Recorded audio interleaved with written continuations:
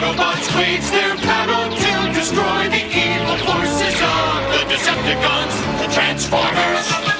Robots in disguise. Oh, man.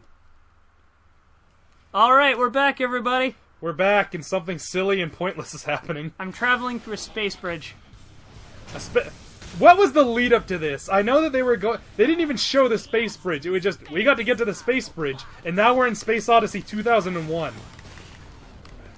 Yeah, Platinum is not the greatest at exposition. Why waste your time with everything between A and B? Why not just do A and B? I will say, though, that this is a very cool place, because I'm actually having trouble figuring out what are the boundaries of this bizarre place you're fighting in. I've yet to figure out what's ground and what isn't, and I've played this game to death, as you've mentioned earlier. I'm actually not sure if there's ground. It seems like you're just moving through it, like, X and Y. Well, from a programming perspective, there has to be a Y value for ground. My only thought being that doesn't necessarily have to be true. If the X value is always, or if the Y value is always dependent on your current position. That is true, actually. They could slave the Y value to where you are, and such that whenever you jump, they simply say the X is until the jump is completed. You know, so much until you touch ground again. That's true, but I can't help but think it would be easier to make ground and then have the effect randomly spin. Yeah, maybe. But, you know what? That's the fun of having two programmers on this show, folks. We know dumb bullshit to make things work in complicated ways. You know what, Jay? I think you might actually be right. Because everything's starting to move at a weird angle now. Yeah, and like, my entire thought, like, I would have thought you were right until I saw you and Starscream standing on clearly different levels. Yeah. I'm beginning to think, like, the Y value is slaved to something that's either constantly shifting, or you. I think it's slaved to me, but Starscream has an exception where he doesn't actually touch ground. Or Starscream's a slave to his own. That's also possible, but I can't help Well, no, when you think about it, actually, that would work, because there's so little else... I got 14 headshots on him. I was gonna say, there's so little else to render, they could actually sacrifice the computing power to do that. You're right, actually, like, there isn't... That wormhole is the only place they could do something that And insane. all that is an effect. It doesn't even have to be a 3D effect. It can just be a pair of 2D effects working next to each other, so long as they extend up and down far enough. We're nerds. Yep. Huge nerds. I hope you enjoyed that pointless exposition. I do enjoy the fact that, like, Starscream literally had his ass kicked in and out of a dimension. Yep. And Megatron's only response was just disgust. Yep. Well, Starscream's dead. Moving on. I bet every time Starscream gets up in the morning, Megatron is just like, shit. Like, I want to believe that... Oh, fuck. I want to believe that Megatron is just counting down the days till Starscream just silently passes in his sleep, and his nightmare is over. Why he tolerates Starscream is, like, a different reason in every continuity. I've asked you that, and you've never given me a solid answer. Because if I were Megatron, I would have been done with him years ago. Some of it is because the nature of the Decepticons is such that treachery is inevitable, and if you can have the person heading the treachery be Starscream, that's actually better for you. I mean, granted, yes, banking on Starscream ruining everything, but you also have to tolerate Starscream ruining everything. Like, how many of his plans would have succeeded if anyone but Starscream was in charge? Oh man, actually in the IDW continuity, Starscream's on Earth, because Earth starts off as this shitty, unimportant planet that he can just stick Starscream on and he won't be a problem. Like, literally, Starscream is like one of those guys that would have been put under Admiral Yi's charge during his shit years. Yeah. Except there's no magical Decepticon that won't make Starscream incompetent and unlikable. In Transformers Prime... They are getting a lot of mileage out of the color purple in this game. Yeah. My good lord, this would have bankrupted the Roman Empire. Yep. All those sea snails. In Yeah. Transformers Prime, there's an implication that Megatron and Starscream have a weird pseudo-romance. Are you telling me that he shoves his cannon barrel into Starscream's exhaust port? That is probably the best way I've ever heard it put. Thank you, Jay. I'm stealing that. I hope you don't mind. Oh, Megatron! Starscream! You've left me blue-balled again! I'm totally borrowing that. Feel free. Wow all your buddies at your big nerd convention. I will. And then maybe pay... I would... Actually, you know what? I would pay an animator to make that video. Just to get you to take it to TFCon. Submit it to Zone. Maybe they'll make it. You know what? Having seen half the shit Zone's made, that is not even a question. I will hand him the money and it will happen. Okay, so this is Shockwave. I like him. Actually, holy shit. He transforms into a gun. Doesn't Megatron? Yeah, but Shockwave doesn't get small. Fair enough. What, Also, are you, Sonic? Oh man. So I know you don't like pay much attention to Warhammer anymore, Yep. but I think you might get a kick out of knowing that. So they've recently, because their sculpting skills have gotten so much better, the Tau aesthetic with new models has changed and become better as well. Okay. Pretty much, there's been a new wave of Tau helmets that is just Shockwave's head Awesome. for battle suits. I love Shockwave's head design. It's so dumb. It's just so dumb, but I love it. I can't remember, but I think I remember watching a cartoon. Didn't Shockwave speak kind of like Soundwave did? Like, very mechanically and, like, Yes. function? Shockwave is the consummate scientist. He is cold and logical and rational. I mean, I guess in that case it makes sense that they gave him, like, a pseudo-German super science kind of voice, but still. Alright, this is neat. Yeah, it actually really is. I love Shockwave as a boss fight. I mean, I guess the cloning mechanic would make sense for the egotistical super scientist. And you want to know something funny? Yeah. Well, not funny, but trivia.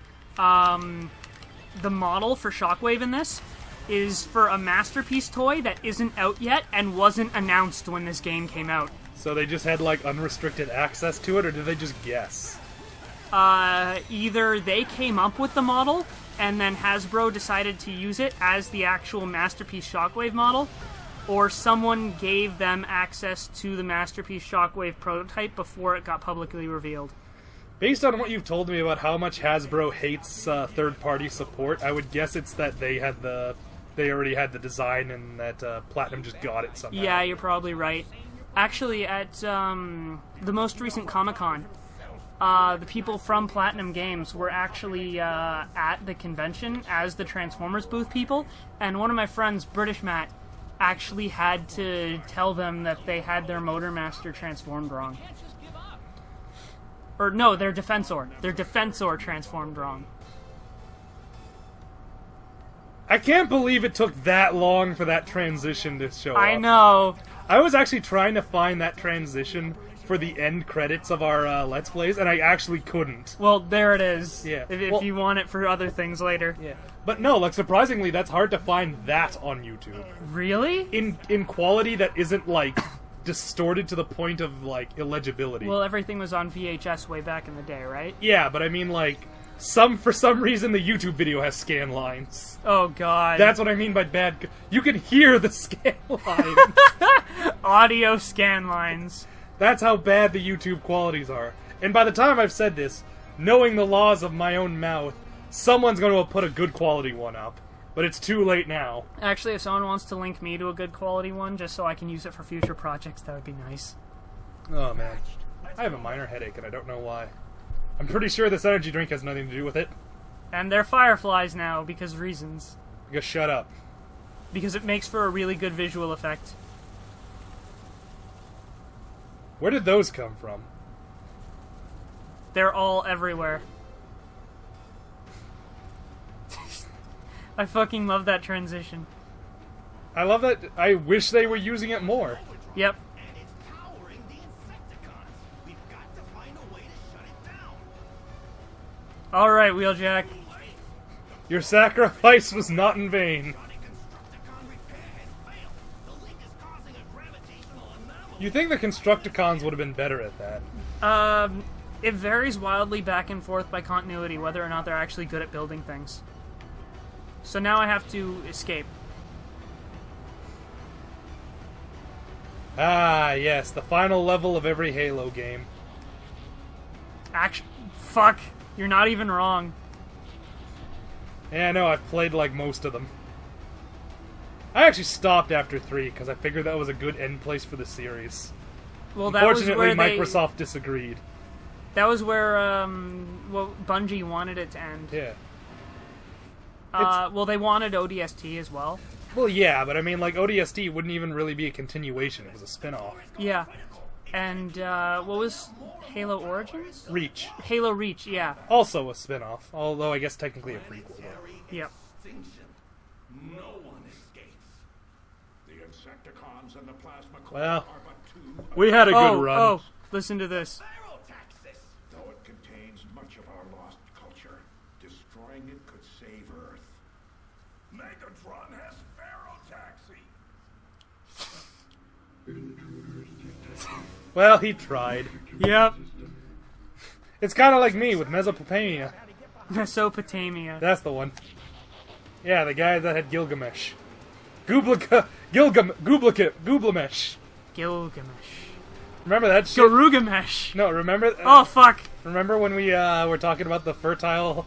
The Fertile Crescent. Yeah, no, the fertile plains of the Crescent when we were making up that like hybrid of Mesopotamia and Mesoamerica. no, the place with the cons. Fuck, Mongolia. Yeah, Meso-Mongolia. What was Actually, that? you know what? I think that combining those design aesthetics would make for a really cool fantasy race. Actually, it kind of would. Just imagine Like those yurts? big. Just imagine like those big, dumb, stylized curls and a handlebar mustache. You're right. That wouldn't actually look too bad. A bunch of mounted riders, but they're not riding horses. They're riding those bizarre lion monsters. That would be cool.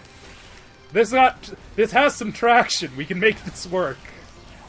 I might have to steal that for later projects.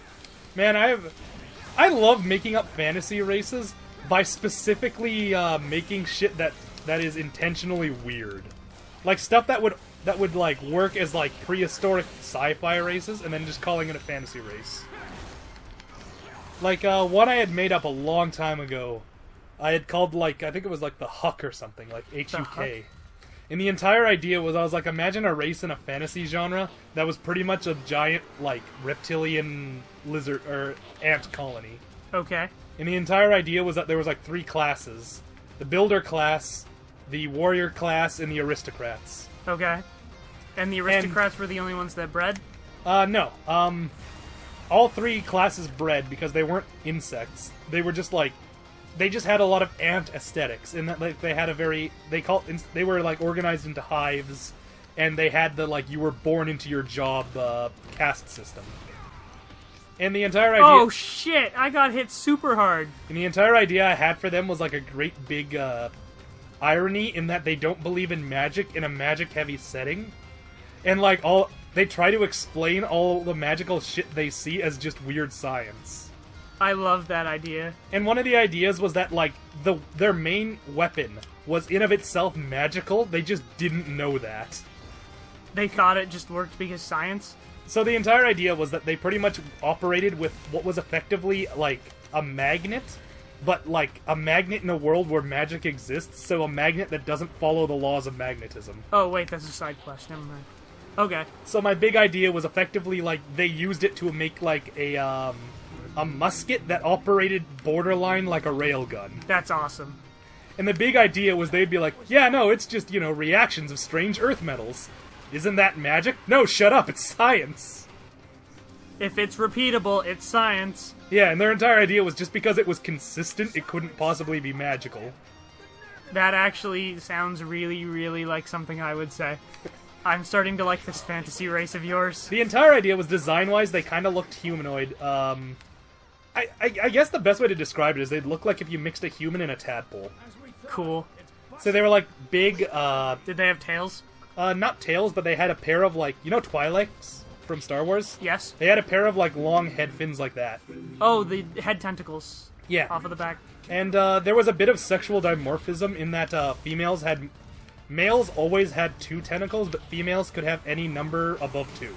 Okay.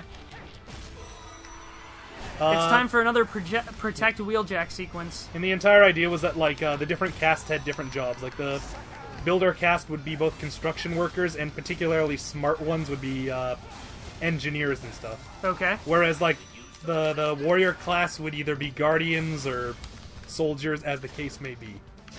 With particularly smart ones being like strategists and planners. Or like palace guards. Yeah. And then like the aristocrats would range from either bureaucrats or like political leaders or even hive like overlords. So the shitty So there was some mobility between like in the cast. Like your caste determined your like Function. style of job, but not your specific job. Because like you could have been like the son of the previous overlord, but if you were just shit at your job, you're probably going to be some low-level bureaucrat. Because everybody cares more about the hive than their own personal shit. If only that's how it worked in real life. Yep.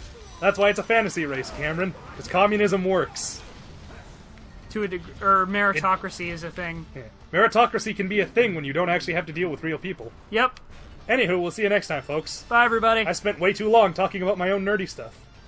Transformers, more than meets the eye. The Transformers